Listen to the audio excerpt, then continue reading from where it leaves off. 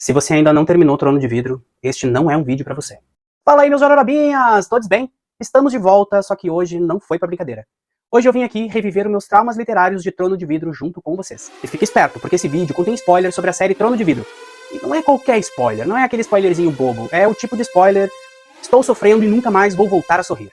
Mas se você, assim como eu, já leu toda a série, pode ficar, porque eu vou ranquear as perdas que nós tivemos em Tog pela quantidade de lágrimas, pelo ódio vivido e pela vontade de xingar a Sarah J. Maas.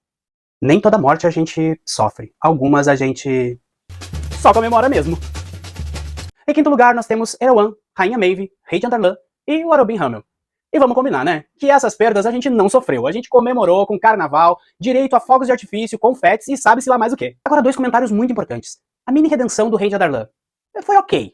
Uma lagriminha desceu, traiçoeira, triste, sofrida. E foi só, porque não dá pra gente dar chance. E quanto ao Arobin, se sofreu foi pouco. Merecia era muito mais. Tudo bem que eu gostei, que foi a Lisandra que deu cabo dessa mala, mas eu acho que ele poderia ter sofrido um pouquinho mais. O que vocês acham? Essa aqui, eu confesso que tentou me destruir, mas não conseguiu. Sim, ela era o parzinho do Dorian, sim, foi cruel, sim, foi injusto, mas não foi uma morte que me deixou deitado, olhando pro teto e perguntando: por que, Sarah? Por quê?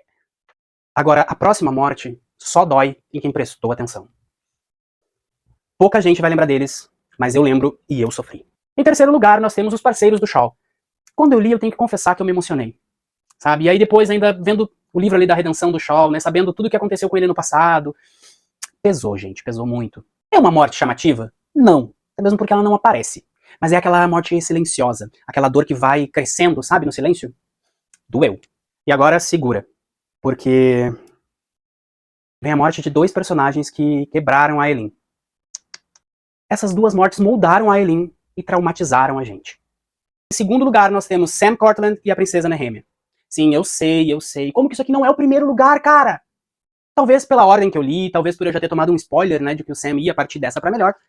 Quando aconteceu, pesou, doeu, mas não foi aquilo tudo. Mas assim, doeu, tá marcadinho, tá guardado no coração.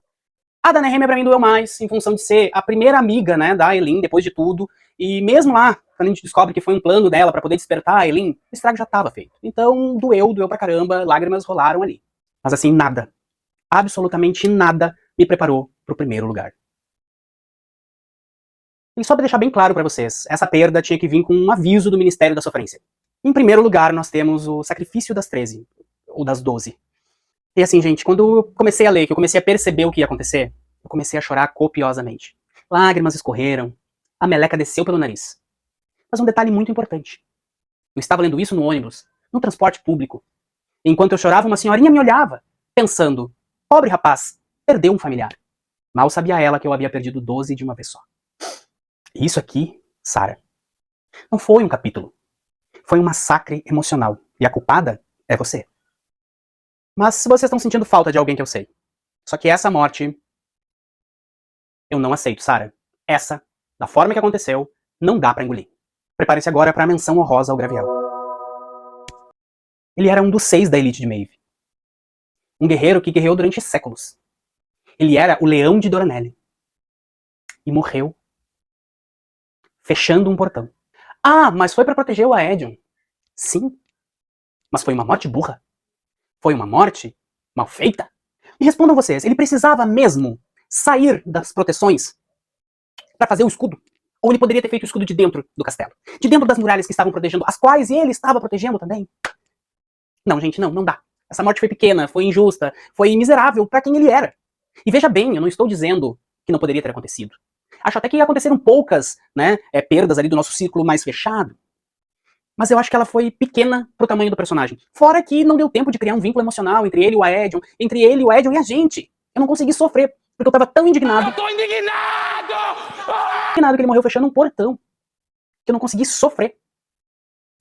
Sarah, aqui você errou feio, aqui você foi moleca, você foi Neymar, você errou, tá? Você podia ter feito algo muito maior, foi preguiçoso. Falei. Agora se preparem pra verdade que mais dói nessa história. Trono de Vidro não é uma série que fala sobre vitória.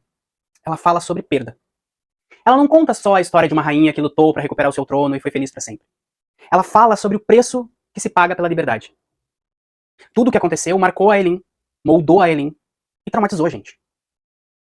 O reino foi salvo, o mundo vive em paz. Mas o silêncio deixado pelas 12, por Graviel, pelo Sam, pela Nehemia, Por tantos outros que ficaram pra trás, ele é ensurdecedor. Agora me conta, qual dessas perdas você não superou de jeito nenhum? Você acha que o Graviel merecia um fim mais glorioso ou do jeito que foi ok? Então agora seque as lágrimas, deixa teu comentário, curte esse vídeo e compartilha ele com alguém que você saiba que sofreu lendo Trono de Vidro. Eu vou ficar por aqui, vou ali ler um romance mais docinho pra ver se eu me recupero emocionalmente. Beijo, até mais, e não esqueçam, até as estrelas.